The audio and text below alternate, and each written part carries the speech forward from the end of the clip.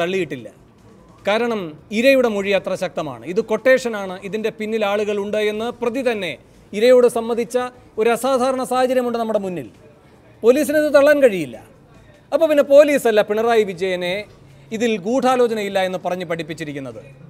അത് അമ്മയാണ്. ആ അമ്മയിലെ ആരാണ് എന്ന് മാത്രമാണ് അറിയേണ്ടത്. തീർച്ചയായിട്ടും 100% വേണു. ഞാൻ അന്നത്തെ ഓപ്പണായി തന്നെ ഞാൻ പറയുന്നത്, ഞാൻ ഈ പ്രമുഖ വ്യക്തി അന്ന് ബഹുമാനപ്പെട്ട മുഖ്യമന്ത്രി എന്നെ തലശ്ശേരി വന്നിട്ട് എന്നെ എതിർത്ത് സംസാരിച്ചു. എന്നാൽ സാരമില്ല, ഇപ്പോൾ അടുത്ത 2-3 ആഴ്ച എടുത്ത മുഖ്യമന്ത്രി പിണറായി എടുത്ത ഒരു ഇച്ഛാശക്തി, അതിന്റെ ഇതാണ് ഇപ്പോൾ നമ്മൾ കണ്ടുകൊണ്ടിരിക്കുന്നത്. അവിടെ അമ്മേന്റെ തലപ്പത്ത് നിൽക്കുന്ന ഒരു വ്യക്തി തന്നെയാണ് ഇപ്പോൾ എന്റെ മനസ്സ് പറയുന്നത്. മുഖ്യമന്ത്രിന്റെ മനസ്സ് മാറ്റിയിട്ടുണ്ടായിരുന്നു. പക്ഷെ ഇടക്കാലത്ത് ആ വ്യക്തിക്ക് തന്നെ അമ്മയിൽ നിന്ന് തിക്താനുഭവം പറഞ്ഞ സമയത്ത് ഗണേഷ് കൊടുത്ത ഒരു കത്തുണ്ട്, ഗണേഷ് കുമാർ കൊടുത്ത ആ ലെറ്റർ മമ്മൂട്ടി എന്ന വ്യക്തി വായിക്കുന്ന സമയത്ത് മമ്മൂട്ടിയല്ല വേറെ ഞാനാ സ്ഥാനത്തെങ്കിൽ ഞാൻ രാജിവെച്ചിട്ട് വിട്ടുപോകും. പക്ഷെ മമ്മൂട്ടി എന്ന വ്യക്തി സഹിച്ചിരുന്നതാണ്. ഞാൻ ഇപ്പോൾ എന്റെ മനസ്സ് പറയുന്നത്, മമ്മൂട്ടി എന്ന വ്യക്തി എന്തെങ്കിലും ഒരു വാക്ക് പറഞ്ഞിട്ടുണ്ടാവും, ചില സമയം അറിയാതെ പറഞ്ഞു പോയിട്ടുണ്ടാവും ഇവ നിരപരാധി എന്നുള്ളത്. ഫസ്റ്റ് ഡേ അതിനെ പിടിച്ചിട്ട് അത് നിന്നത്, അല്ലെങ്കിൽ രക്ഷപ്പെടുത്താൻ മാർഗം ഉണ്ടാവുന്നില്ല. ഇത്രയും ക്രൂരമായിട്ട് ചെയ്തെന്നുള്ള ധാരണ ഇവർക്കും ഉണ്ടാവില്ലായിരിക്കും. അവിടെ നടന്നത് ഇവിടെ പോലീസിനെ കെട്ടിയില്ല. പോലീസിനെല്ലാം നേരത്തെ പോലീസിനറിയാം എന്താ നടന്നതില്ല. അമ്മ എന്ന സംഘടന അല്ലാണ്ട് വേറെ ആരും ഇടപെടാൻ പോകുന്നില്ല. ഇന്ന് നടന്ന അതേ മീറ്റിംഗ്, ആ സംഭവം നടന്നതിന്റെ പിറ്റേന്ന് രാവിലെ മമ്മൂട്ടിയുടെ വീട്ടിന്റെ മീറ്റിംഗ് നടന്നിട്ടുണ്ട് വേണു. അന്ന് മമ്മൂട്ടി ഇന്നസൈറ്റായിട്ട് ഭയങ്കര ഉടക്കായിട്ടുണ്ട്, പ്രശ്നമായിട്ടുണ്ട്. എന്നിട്ട് ഇവരെല്ലാം കൂടെ നിർബന്ധിച്ച് മമ്മൂട്ടിയിലെ കൊണ്ട് ചാടിച്ചാന്ന്. പക്ഷെ ഒരു സംഘടനാ സെക്രട്ടറി എന്ന നിലയ്ക്ക് ഞാൻ അദ്ദേഹത്തെ സപ്പോർട്ട് ചെയ്യുന്നതാണ്. കാരണം ആ സംഘടനയിൽപ്പെട്ട ഒരു മെമ്പർക്ക് എന്തെങ്കിലും പറ്റിക്കഴിഞ്ഞാൽ, അത് ഈ നാളെ കൊല നടന്നാലും അവരെ സപ്പോർട്ട് ചെയ്യേണ്ടത്, അവരെ സംരക്ഷിക്കേണ്ട ചുമതല സെക്രട്ടറി നിലക്കും. എന്തുകൊണ്ട് ദിലീപിന്റെ ഭാഗം മാത്രം വാദിക്കാൻ ഒരു വിഭാഗം വരുന്നു? എന്തുകൊണ്ട് നിവൃത്തികെട്ട് മമ്മൂട്ടിക്ക് അത് കേൾക്കേണ്ടി വരുന്നു? അത് സംഘടന എന്ന ഒരു ജനാധിപത്യ സംവിധാനത്തിൽ ആർക്കും എടുത്തുപയോഗിക്കാൻ കഴിയുന്ന അത്യാവശ്യം ബഹുമാനമർഹിക്കുന്ന ഒരു വാക്കല്ല ശ്രീ ലിബർട്ടി ബഷീർ. താല്പര്യം, അമ്മ എന്നൊരു പേര് അതിനുണ്ട് എന്നേ ഉള്ളൂ. താല്പര്യം. ശ്രീ ലിബർട്ടി ബഷീർ, എനിക്കൊരു കാര്യം കൂടി അറിയാനുണ്ട്. താങ്കൾ പോലീസിന്റെ അന്വേഷണത്തിൽ നിർണായകമായ വിവരങ്ങൾ പറഞ്ഞോളൂ ശ്രീ ലിബർട്ടി ബഷീർ. വേണു, ഒരു കാര്യം മനസ്സിലാക്കി, ഇപ്പോഴുള്ള ദിലീപിലൊരു ആരാധന മലയാളം, നിങ്ങൾക്കറിയാം, കഴിഞ്ഞ 8 വർഷമായിട്ട് മലയാള ഇൻഡസ്ട്രിയിൽ എല്ലാ നല്ല കാര്യങ്ങൾക്കും ചില സമയം നമ്മൾ തെറ്റുപറ്റിയിട്ടുണ്ടാവും. ഒരു കൺട്രോളിൽ പിടിച്ചിരുന്ന കേരള ഫിലിം എക്സിക്യൂട്ടീവ് ഫെഡറേഷൻ, ആ സംഘടന തകർക്കാൻ വേണ്ടി, എന്നെയും തകർക്കാൻ വേണ്ടി മുൻപന്തിരുന്ന ദിലീപിനോട് ഒരു ആദരവ്. നാളെ അവർക്ക് ദിലീപിന് ഞാൻ നേരത്തെ പറഞ്ഞ നാളെ സ്വീകരണം വെച്ചാണ്, ജനബോഡി വെച്ച് സ്വീകരണം വെച്ചാണ്. ആ സ്വീകരണം നാളെ സബ്ജിയിൽ കൊടുക്കുകയായിരിക്കും. ആ ആദരവ് ഒരു സംഘടന, വലിയൊരു സംഘടന പൊളിച്ചതുള്ള ഒരു കടപ്പാട്, ആ കടപ്പാടാണ് ഇത്രയും ഈ കഴിഞ്ഞ അമ്മയിലെ ഈ അടുത്തായിട്ട് കിടന്ന അമ്മയിലെ മീറ്റിങ്ങിൽ ഈ പറഞ്ഞ അമ്മ നടന്മാരെല്ലാം ദിലീപിനോട് കാണിച്ച ഒരു പ്രതിപത്തി. ശരിയാണ്, ആ പ്രതിപത്തിയുടെയൊക്കെ ആഴം വളരെ കൂടുതലാണ്. കാരണം പോലീസ് കസ്റ്റഡിയിൽ 13 മണിക്കൂർ ചോദ്യം ചെയ്യപ്പെട്ടുകൊണ്ടിരിക്കുമ്പോഴും ദിലീപ് ഇറങ്ങണം പുറത്തേക്ക്. എന്തിന്? പുതിയ സംഘടനയുടെ ഉദ്ഘാടനത്തിന്. ദിലീപ് ഉണ്ടാകണം. സംഘടനയാണ് പ്രധാനം. സംഘടന എന്ന വിളിപ്പേരിട്ട താല്പര്യങ്ങൾ തന്നെയാണ് പ്രധാനം. അതിനിവർക്ക് ദിലീപിനെ വേണം. ദിലീപിനെ വേണ്ടാത്തത് ഇന്നലെ രാത്രി മുതലാണ്. എന്ന് വെച്ചാൽ അവർക്കതിന് നിർബന്ധിതമാകുന്ന സാഹചര്യം വന്നതുകൊണ്ട് മാത്രം. ശ്രീ ലിബർട്ടി ബഷീർ, താങ്കൾ പോകുന്നതിന് മുൻപ് എനിക്കൊരു ചോദ്യം കൂടിയുണ്ട്. ഇതിൻ്റെ അന്വേഷണ ഘട്ടത്തിൽ നിർണായകമായ സഹായങ്ങൾ താങ്കൾ ചെയ്തതായി ചില മാധ്യമങ്ങളെങ്കിലും റിപ്പോർട്ട് ചെയ്തിട്ടുണ്ട്. അത് കണ്ണൂർ തന്നെയുള്ള ഒരു ക്രിമിനൽ ബന്ധമുള്ള ഒരു വ്യക്തി, ആ വ്യക്തിക്ക് പൾസർ സുനിയുമായുള്ള അടുത്ത ഇടപാടുകൾ, അത് സംബന്ധിച്ച് താങ്കൾ പോലീസിന് ചില വിവരങ്ങൾ നൽകിയെന്നാണ് മാധ്യമങ്ങൾ റിപ്പോർട്ട് ചെയ്യുന്നത്. എന്തെങ്കിലും അടിസ്ഥാനമുണ്ടോ? വേണു, ഒരു കാര്യം മനസ്സിലാക്കി വേണു, ഒരു മുഖ്യമന്ത്രി എന്നുള്ള വ്യക്തി എൻ്റെ ഏറ്റവും സ്നേഹിതനെന്ന് ഞാൻ എത്ര കാലത്തെ ബന്ധമുള്ള ഒരു മുഖ്യമന്ത്രി, എൻ്റെ നാട്ടുകാരൻ, ആ വ്യക്തിയോട് ഞാൻ ഓൺലൈനിൽ ഒരു കാര്യം വെളിപ്പെടുത്തുന്ന സമയത്ത് എനിക്ക് അത്ര പരിപൂർണ്ണ ബോധ്യമുള്ളതുകൊണ്ടല്ലേ 3-ാം ദിവസം ഞാൻ വെളിപ്പെടുത്തുന്ന ആളെ പേര് പറഞ്ഞുകൊണ്ട്, ദിലീപ് എന്നുള്ള വ്യക്തിന്റെ പേര് പറഞ്ഞുകൊണ്ട് വെളിപ്പെടുത്തണമെങ്കിൽ എനിക്ക് പരിപൂർണമായിട്ട് വിശ്വാസമാണ്. അല്ലെങ്കിൽ മുഖ്യമന്ത്രിയുടെ മുമ്പിലും ഈ നിങ്ങളുടെ മുമ്പിലും ഈ നാട്ടുകാരുടെ മുമ്പിലും ഞാൻ ഒരു ഒന്നല്ലാത്തരായി പോലും എന്റെ വ്യക്തിപരാഗം തീർത്താന്ന് എന്റെ സംഘടന തകർത്തോണ്ടുള്ള എനിക്ക് ആ ക്രിമിനൽ കണക്ഷനെ പറ്റിയാണ് അറിയേണ്ടത്. താങ്കൾ അത്തരമൊരു വിവരം നൽകുകയുണ്ടായോ? താങ്കൾ ഈ പറഞ്ഞു എന്ന് പറയുന്ന ആ വ്യക്തി പൾസർ സുനിയുമായി അടുത്ത ബന്ധമുള്ളയാളാണ്. ആ വ്യക്തിക്ക് മറ്റൊരു വിശേഷം കൂടെ ഉണ്ട്. ആ വ്യക്തി TP കേസിൽ TPA വകവരുത്തിയ പ്രതികളിൽ ഒരാളുടെ അനുജൻ കൂടിയാണ്, സഹോദരൻ കൂടിയാണ്. ശരിയാണോ ശ്രീ ലിബർട്ടി ബഷീർ? ഈ കാര്യങ്ങളൊക്കെയാണോ താങ്കൾ അന്വേഷണ സംഘത്തോട് പറഞ്ഞത് ഏതെങ്കിലും ഘട്ടത്തിൽ? വേണു ഈ എല്ലാ കാര്യങ്ങളും തലശ്ശേരിയിൽ നിന്ന് ഞാൻ കഴിഞ്ഞ 4 മാസമായിട്ട് ഞാൻ എറണാകുളത്ത് പോകാത്ത ആ സംഭവം കഴിഞ്ഞ് എറണാകുളത്ത് പോയിട്ടില്ല. തലശ്ശേരിയിൽ എനിക്ക് എല്ലാ സംഭവത്തിനും അപ്പം വിവരം കിട്ടണമെങ്കിൽ ഏതെങ്കിലും മാർഗത്തിലൂടെ കിട്ടുമല്ലോ. ഞാനും ഈ ലൈനിലൂടെ വന്ന വ്യക്തിയാണ്. ഞാൻ എൻ്റെ പഴയ കള്ളക്കടത്തുകാരനാണ്. അപ്പോൾ ഏതെല്ലാം ഭാഗത്ത് എനിക്ക് ന്യൂസ് കിട്ടുന്നില്ല എനിക്ക് നല്ലതായിട്ട് ബോധ്യമുണ്ട്. പിന്നെ എല്ലാ കാര്യങ്ങളും ഇപ്പോൾ ഈ ചാനലിന് മുമ്പിൽ തുറന്നു പറയുമ്പോൾ എനിക്ക് ബുദ്ധിമുട്ടുണ്ട് വേണു. ശരി, താങ്കൾക്ക് കഴിയുന്നത്ര ഈ ചർച്ചയിൽ തുടരുക. താങ്കൾക്ക് എനിക്കറിയാം മറ്റ് ചാനലുകളിലേക്കും പോകേണ്ടതുണ്ട് എന്ന്. ഞാൻ താങ്കൾക്ക് വിടുകയാണ്. താങ്കൾക്ക് കഴിയുന്നത്ര നിൽക്കുക. ശ്രീ ബൈജു കൊട്ടാരക്കര, ശ്രീ കെ സുരേന്ദ്രനും ഇപ്പോൾ ഈ ചർച്ചയിൽ തത്സമയം പങ്കുചേരുന്നു. നിർമ്മാതാവ് മമ്മി സെഞ്ചുറിയും ഈ ചർച്ചയിൽ പങ്കുചേരുകയാണ്. ബൈജു കൊട്ടാരക്കര, ഇവിടെ ഈ സംഘടനയിൽ പല രൂപത്തിൽ പല താല്പര്യങ്ങൾ പ്രവർത്തിക്കുന്നു. ചില ആളുകളുടെ പ്രതികരണങ്ങൾ ഇന്ന് ചില കാര്യങ്ങൾ വ്യക്തമാക്കുന്നുണ്ട്. മുകേഷ് കോടിയേരിയാണ് ആവശ്യപ്പെട്ടത്, കൊല്ലത്ത് വരിക, ജനങ്ങളോട് ഈ കാര്യങ്ങൾ വിശദീകരിക്കുക എന്ന് വെച്ചാൽ CPM-നെ സംബന്ധിച്ച് നല്ല പകിട്ടോടെ നിൽക്കേണ്ട ഒരു കാര്യമാണിത്. ഈ ഗവൺമെൻറ്റിനെ സംബന്ധിച്ചും വലിയ പകിട്ടോടെ അവർക്ക് ഉയർത്തിക്കാട്ടാവുന്ന ഒന്നാണിത്. പക്ഷേ അതിൻ്റെ പകിട്ട് കുറച്ചത് ഈ പറയുന്ന ഇന്നസെൻറ്റും ഈ പറയുന്ന മുകേഷുമാണ്.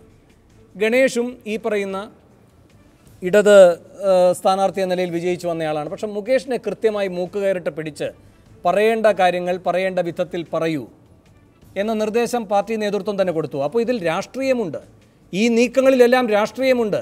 ദിലീപ് എന്നത് സംരക്ഷിക്കപ്പെടേണ്ട ഒരു രാഷ്ട്രീയത്തിൻ്റെ ഭാഗത്തല്ലാത്തത് കൊണ്ടാണോ ഈ സർക്കാർ ഇത്ര ശക്തമായ നിലപാട് വൈകിയാണെങ്കിലും എടുത്തിരിക്കുന്നത്? ഈ ഘട്ടം വരെ ദിലീപിനെ സംരക്ഷിച്ച തരത്തിൽ എന്തെങ്കിലും നീക്കങ്ങൾ ഏതെങ്കിലും അധികാര കേന്ദ്രത്തിൽ നിന്ന് ഉണ്ടായിട്ടുണ്ട് എങ്കിൽ അത് സിനിമയിൽ പ്രത്യേക താല്പര്യമുള്ളവർ അവരുടെ സംഘശക്തി പ്രകടിപ്പിച്ചതുകൊണ്ടാണോ? ശ്രീ ബൈജു കൊട്ടാരക്കര, നിങ്ങളൊരു ഘട്ടത്തിൽ ഇതിൻ്റെ ബുദ്ധിമുട്ടുകൾ അനുഭവിച്ചിട്ടുള്ളയാളാണ്, താങ്കളടക്കമുള്ള പലരും.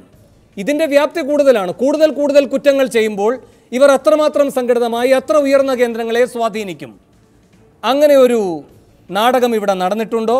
ഇപ്പോൾ അതിൽ നിന്ന് മുഖം രക്ഷിക്കാൻ ഓരോരുത്തരായി ഇതിൽ നിന്ന് ഇറങ്ങി പുറപ്പെട്ട് ജനങ്ങളുടെ മുൻപാകെ വന്ന കാര്യങ്ങളെല്ലാം ഏറ്റുപറയുന്നതാണോ കേരളം കാണുന്നത്? തീർച്ചയായിട്ടും വേണു ചോദിച്ച ആ ചോദ്യം വളരെ അർത്ഥവത്തുള്ളൊരു ചോദ്യമാണ് വേണു. ഇതിനകത്ത് തീർച്ചയായിട്ടും അങ്ങനെ ഒരു സംഗതി ഉണ്ട് എന്നുള്ള കാര്യം പറയാനാണ് ഞാൻ ശ്രമിക്കുന്നത്. കാരണം ഈ ഒരു കേസ് ഉണ്ടായി കഴിഞ്ഞിട്ട് ആദ്യത്തെ 2 മാസത്തോളം ഈ കേസ് ഒന്ന് കെട്ടടങ്ങിയിരുന്നു. അതിനുശേഷം ജനരോഷം ഭയന്നാണ് ഈ കേസ് വീണ്ടും മുമ്പോട്ട് വന്നത്. വീണ്ടും ഈ കേസിനെ സംബന്ധിച്ച് ചില കാര്യങ്ങൾ മുമ്പോട്ട് വന്നപ്പോൾ ദിലീപിനെ സംരക്ഷിക്കാൻ വേണ്ടി ഒരുപാട് പേര് ശ്രമിച്ചിട്ടുണ്ട്. അതിന് യാതൊരു സംശയവുമില്ല. അതിനൊന്നും ഒരവസരവുമില്ലാതെ വന്നപ്പോഴാണ് ഈ പിടി വീണത്. അതിന് ഇപ്പോൾ ഈ സിനിമയുടെ തലപ്പത്തിരിക്കുന്ന ആളുകളാണെങ്കിലും രാഷ്ട്രീയത്തിലുള്ള ആളുകളാണെങ്കിലും ചില ആളുകളൊക്കെ അതിന് വശംവദരായിട്ടുണ്ട് എന്നുള്ളത് 100-ൽ 101% സത്യമായിട്ടുള്ള കാര്യമാണ്. കാരണം ഈ മുകേഷ് ആണെങ്കിലും ഇന്നസെൻ്റ് ആണെങ്കിലും ഗണേഷ് ആണെങ്കിലും, ഗണേഷ് ആദ്യം അമ്മ പിരിച്ചുവിടണമെന്ന് പറഞ്ഞ് കത്ത് കൊടുത്ത ആളാണ്. ആ ഗണേഷ് 2 പ്രാവശ്യം മലക്കം പറഞ്ഞു. ആദ്യം മലക്കം പറഞ്ഞത് അമ്മയുടെ മീറ്റിങ്ങിനെന്നാണ് അദ്ദേഹം മലക്കം പറഞ്ഞത്. അതിനുശേഷം എന്നാ ഗണേഷ് മലക്കം പറഞ്ഞത്? ഇന്നലെയാണ് മലക്കം പറഞ്ഞത് വീണ്ടും. അപ്പോൾ അതുപോലെ തോന്നുമ്പോൾ എന്തും പറയാം. പക്ഷേ ഈ നാട്ടിൽ മാധ്യമങ്ങളുണ്ട്, ഇത് ജനങ്ങളെ കാണുന്നതാണൊരു ബോധം ഇവർക്കാർക്കും ഇല്ലാതെ പോയല്ലോ എന്നുള്ളത് മാത്രമേ ഉള്ളൂ. അതേപോലെ തന്നെയല്ലേ ഇന്നസെൻറ്റിൻ്റെ കാര്യവും. ഇന്നസെൻറ്റ് എന്തൊക്കെയാണ് പറഞ്ഞത്? അപ്പോൾ ഇത് ഒരു MP-യും 2 MLA-മാരും ഇരിക്കുന്ന ഒരു സദസ്സിൽ ഇവർ ഒരു കാര്യം ആലോചിക്കണമായിരുന്നു. ഇവർ സിനിമാ താരങ്ങൾ മാത്രമല്ല, ജനപ്രതിനിധികൾ കൂടിയാണ്. അതുമല്ല, ഇപ്പോൾ ഭരിക്കുന്ന പാർട്ടിയുടെ പ്രതിനിധികളാണ് അവർ. അപ്പോൾ അവർ പറയുന്ന ഓരോ കാര്യങ്ങൾക്കും ജനം അർത്ഥം കാണും. അല്ലെന്നുണ്ടെങ്കിൽ അവരെ വീക്ഷിക്കാൻ ആളുകളുണ്ടാവും, എതിർ പാർട്ടികളുണ്ടാവും, ജനങ്ങൾ അവരെ സസൂക്ഷ്മം ശ്രദ്ധിക്കുന്നു എന്നുള്ള ഒരു ബോധ്യം പോലും ഇല്ലാതെ അത്രയധികം ക്ഷോഭിച്ച് ദിലീപ് എന്ന ആ പെരുങ്കള്ളന് വേണ്ടിയിട്ട് അല്ലെങ്കിൽ ആ കാപാലികന് വേണ്ടിയിട്ട് അത്രയധികം ക്ഷോഭിച്ച് സംസാരിച്ച് അമ്മയുടെ 2 മക്കളാണ്, ഇപ്പോൾ ഇയാളെ ഞങ്ങൾ സംരക്ഷിക്കും, ആ പെൺകുട്ടിയെ സംരക്ഷിക്കും എന്നൊക്കെ പറയുന്നതിനകത്ത് എന്താണ് അർത്ഥം? അതിനുശേഷം ഇത് പിടി വീണപ്പോൾ മുഖ്യമന്ത്രി പോലും മാറി. അദ്ദേഹം പോലും പറഞ്ഞില്ലേ ഏത് വലിയ കൊമ്പനായാലും അറസ്റ്റ് ചെയ്യുമെന്ന്. അറസ്റ്റ് ചെയ്ത് ജയിലഴിക്കുള്ളിലേക്ക് പോയപ്പോൾ ഇപ്പം എല്ലാവരും കാല് മാറി മുഖം രക്ഷിക്കാൻ വന്നിരിക്കുക. അങ്ങനെയൊന്നും ആ മുഖം രക്ഷപ്പെടില്ല. കാരണം ഇപ്പോൾ അമ്മയുടെ മുഖം കുഷ്ഠം വന്ന മുഖമാണ്. കാരണം അവർക്ക് മുഖമില്ല. അവർക്ക് കേരളത്തിലെ പെൺകുട്ടികളുടെ മുഖത്ത് നോക്കാൻ പറ്റുമോ? കേരളത്തിലെ ഏതെങ്കിലും ഒരു സിനിമ താരങ്ങളുടെ മുഖത്ത് അവർക്ക് നോക്കാൻ പറ്റുമോ? കാരണം ഇവരൊന്നും പറയുന്നതിനകത്ത് ഒരു ഇഞ്ച് പോലും വിശ്വാസതയോ അല്ലെന്നുണ്ടെങ്കിൽ അതിൽ ആത്മാർത്ഥതയോ ഉണ്ടെന്ന് നമുക്ക് ആർക്കും കരുതാൻ മേല. കാരണം അങ്ങനെ കരുതുന്നുണ്ടെങ്കിൽ കരുതുന്നവർ വിഡ്ഢികളാണ്. ശരി, മലയാളത്തിലെ ശ്രീ കെ സുരേന്ദ്രൻ, മുകേഷ് ഇന്ന് വന്ന് കാര്യങ്ങളെല്ലാം വിശദീകരിക്കുകയാണ്. കോടിയേരിയുടെ നിർദ്ദേശത്താലാണ് ആ വന്നിരിക്കുന്നത് എന്ന് മുകേഷ് തന്നെ സമ്മതിക്കുന്നുമുണ്ട്. മുൻപ് ഈ ചന്ദനത്തോപ്പ് വെടിവെപ്പുണ്ടായപ്പോൾ അന്ന് ആ പോലീസ് നടപടി ഉണ്ടാകാൻ പാടില്ല എന്ന് അച്യുതമേനോൻ നിലപാടെടുത്തിരുന്നു. അന്നത്തെ ഒരു പ്രത്യേക ഘട്ടത്തിൽ EMS ആ നടപടിയുമായി മുന്നോട്ട് പോവുകയായിരുന്നു. അന്ന് 5ഓളം പേർ അല്ലേ ആ വെടിവെപ്പിൽ 5ഓളം പേരാണെന്ന് മരിച്ചത്. പക്ഷേ അത് ന്യായീകരിക്കാൻ പാർട്ടി ആവശ്യപ്പെട്ടത് അച്യുതമേനോനോടാണ്. അച്യുതമേനോൻ അവിടെ പോയി പൊതുയോഗത്തിൽ പങ്കെടുത്ത് കാര്യങ്ങൾ വിശദീകരിച്ചു.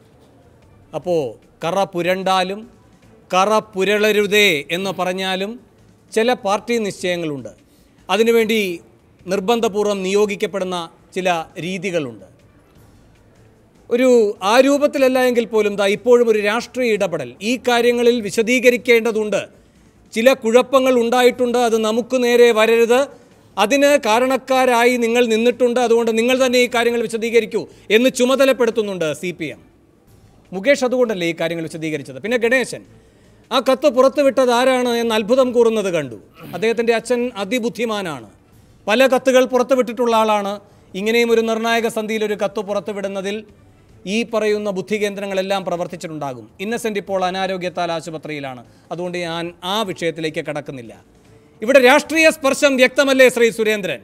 ഇപ്പോൾ പുറത്തു വന്നത് ഈ രൂപത്തിലാണെന്ന് നമുക്കറിയാം. അകത്തളത്തിൽ ഈ രാഷ്ട്രീയ സ്പർശങ്ങൾ ഏതൊക്കെ വിധത്തിലായിരുന്നു എന്ന് താങ്കൾ സംശയിക്കുന്നു സുരേന്ദ്രൻ? തീർച്ചയായിട്ടും ഈ കേസിൻ്റെ പിന്നെ ആദ്യത്തെ അരമണിക്കൂർ എന്തൊക്കെ ചർച്ച ചെയ്തെന്ന് എനിക്കറിയില്ല. ഒരു കാര്യം ഞാൻ പറയാൻ ആഗ്രഹിക്കുന്നു. ഫെബ്രുവരി 22-ാം തീയതി ഈ കേസിൽ ദിലീപിനെക്കുറിച്ചും അതുപോലെ തന്നെ താങ്കൾ നേരത്തെ പറഞ്ഞ കണ്ണൂരിലെ പാർട്ടി നേതാവിനെക്കുറിച്ചും പരസ്യമായി പറഞ്ഞ ഒരു എളിയ പൊതുപ്രവർത്തകനാണ് ഞാൻ. അന്ന് പലരും പ്രമുഖ നടൻ എന്ന് മാത്രമാണ് പറഞ്ഞത്. ദിലീപിൻ്റെ പേര് പരസ്യമായിട്ട് ഒരു രാഷ്ട്രീയ പ്രവർത്തനം എന്നുള്ള നിലയിൽ ആദ്യമായിട്ട് പറഞ്ഞ ഒരാളാണ് ഞാൻ.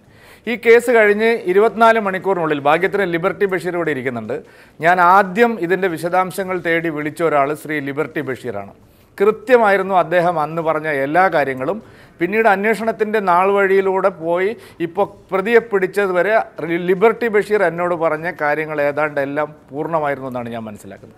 ഒരു കാര്യം ഞാൻ പറയാം, മുകേഷിനെ ഇപ്പോൾ അവിടെ കൊണ്ടുപോയി ഒരു പൊതുയോഗത്തിൽ വിശദീകരിപ്പിച്ചത് കൊണ്ട് കാര്യമില്ല. മുകേഷ് ഇതിൽ പലതും അറിയുന്ന കാര്യങ്ങൾ മൂടി വെച്ച ഒരാളാണ്. ഞാൻ ഒരുപക്ഷെ ഗണേഷ് കുമാറിനെയും ഇന്നസെൻറ്റിനെയും പോലും അത്ര പറയുന്നില്ല. പക്ഷേ മുകേഷിന് ഇതാരാണ് ചെയ്തത് എന്ന് കൃത്യമായിട്ട് അറിയുന്ന ഒരു നടനാണ്. കാരണം മുകേഷിൻ്റെ കൂടെ ദീർഘകാലം ജോലി ചെയ്ത ആളാണ് പ്രധാനപ്പെട്ട പ്രതി. അതുമാത്രമല്ല ഇവിടെ മറുപക്ഷത്തിന്, അതായത് ഇരയ്ക്ക് എന്താണ് പറയാനുണ്ടായിരുന്നത്. ഞാനൊരു സംശയം ചോദിച്ചോട്ടെ. ഇന്നിപ്പോൾ മുകേഷ് പറയുന്നുണ്ടായിരുന്നു 1 വർഷം എന്നോടൊപ്പം പ്രവർത്തിച്ചു. ആ ഘട്ടത്തിൽ എനിക്ക് ആദ്യഘട്ടത്തിൽ സുനി നന്നായി വണ്ടി ഓടിക്കുന്നു, അങ്ങനെയാണ് മുകേഷ് പറയുന്നത്. പിന്നെ മുകേഷ് ചിലപ്പോൾ ചില ലൊക്കേഷനുകളിൽ 20 ദിവസത്തോളമൊക്കെ തങ്ങേണ്ടി വരുമ്പോൾ സുനിക്ക് ജോലിയില്ലാതെ വരും. സുനിയുടെ വീടിൻ്റെ സ്ഥിതി മോശമാണ്. അപ്പോൾ സുനി ചോദിക്കുന്നു, ഞാൻ ബസ് ഓടിക്കാൻ പോയിക്കോട്ടെ? അപ്പോൾ അനുവദിക്കുന്നു. 3 മണിക്കൂർ മുമ്പ് എന്നോട് പറഞ്ഞാൽ ഞാൻ എവിടെയാണെങ്കിലും വന്നെത്തിക്കോളാം താങ്കളുടെ ആവശ്യത്തിനായി എന്ന് പറഞ്ഞാണ് സുനിയെ വിടുന്നത്. പിന്നെ പെട്ടെന്ന് ഒരു ദിവസം ഈ സുനി വണ്ടി ഓടിച്ചപ്പോൾ മുകേഷിന് തോന്നുകയാണ് ഇയാൾ വളരെ മോശമായി അതിവേഗത്തിൽ വണ്ടി ഓടിച്ചുകൊണ്ടിരിക്കുന്നു. ഈ ദിലീപ് പറയുന്ന പോലെയുള്ളൊരു കഥയല്ലേ സുരേന്ദ്രൻ? പക്ഷെ അതെല്ലാം അവിടെ അവസാനിപ്പിക്കുകയാണ് അന്വേഷണ സംഘം. ഇന്ന് PT പറഞ്ഞു, സുരേന്ദ്രൻ ഇന്ന് PT പറഞ്ഞു, ഈ വിഷയത്തിൽ ആദ്യം മുതൽ ഞാൻ പങ്കാളിയാണ്, എന്നെ എന്തുകൊണ്ട് ഒരിക്കൽ പോലും വിളിക്കുന്നില്ല, എന്തുകൊണ്ട് എന്നിൽ നിന്ന് മൊഴിയെടുക്കുന്നില്ല? ഉത്തരം വ്യക്തമാണ് സുരേന്ദ്രൻ. പൊളിറ്റിക്കൽ ക്ലാസ്സിലേക്ക് പോകില്ല ഈ അന്വേഷണം. PT ഇപ്പോൾ പറയുകയാണല്ലോ, PTയുടെ മൊഴി എടുക്കേണ്ടി വന്നാൽ നാളെ മുകേഷിന്റെ മൊഴിയും എടുക്കേണ്ടി വരും. അവിടേക്ക് പോകില്ല ഈ അന്വേഷണം, അവിടേക്ക് പോകില്ല മൊഴിയെടുക്കൽ, അവിടേക്ക് പോകില്ല തെളിവെടുപ്പുകൾ. അപ്പോൾ രാഷ്ട്രീയ സ്പർശം വ്യക്തമല്ലേ? അല്ല, അത് വളരെ, ഞാൻ അതിലേക്കാണ് വന്നത്. അതിന് എന്തിനാണ് നമ്മൾ തെളിവുകൾ അന്വേഷിച്ച് പോകുന്നത്? ഈ കേസിൽ ഗൂഢാലോചന ഭാവന സൃഷ്ടിയാണെന്ന് അന്വേഷണത്തിൻ്റെ 2-ാം ദിവസം ഒരു മുഖ്യമന്ത്രി പറഞ്ഞതിൽ നിന്ന് തന്നെ സുവ്യക്തമാണ്. പിന്നെ ഇവിടെ നിങ്ങൾ നോക്കൂ, ഉണ്ണികൃഷ്ണൻ, നമ്മുടെ സിനിമയിൽ തന്നെ മറ്റൊരു സംഘടനയുടെ പ്രസിഡൻ്റായിട്ടുള്ള ഉണ്ണികൃഷ്ണൻ, നിങ്ങൾ ആ ഉണ്ണികൃഷ്ണനും അവരുടെ സംഘടനയും ഇതിലകത്ത് എന്ത് നിലപാടാണ് സ്വീകരിച്ചിട്ടുള്ളത്? അതിനുശേഷം ഈ ഇന്നസെൻ്റ് എന്ത് നിലപാടാണ് സ്വീകരിച്ചിട്ടുള്ളത്? മുകേഷ് എന്ത് നിലപാടാണ് നിലപാടാണ് സ്വീകരിച്ചിട്ടുള്ളത്. ഇതെല്ലാം വളരെ വ്യക്തമാണ്. ഈ ആദ്യം നമ്മുടെ ഈ പിന്നെ കോൾ റെക്കോർഡ്സ് ഉണ്ടല്ലോ, ഈ കോൾ റെക്കോർഡ്സ് എല്ലാം പോലീസിന് നേരത്തെ കിട്ടിയതാണ്. ഏത് പൾസർ സുനി ജയിലിൽ നിന്ന് വിളിച്ചതല്ല, ഞാനത് നേരത്തെയും പറഞ്ഞിരുന്നു.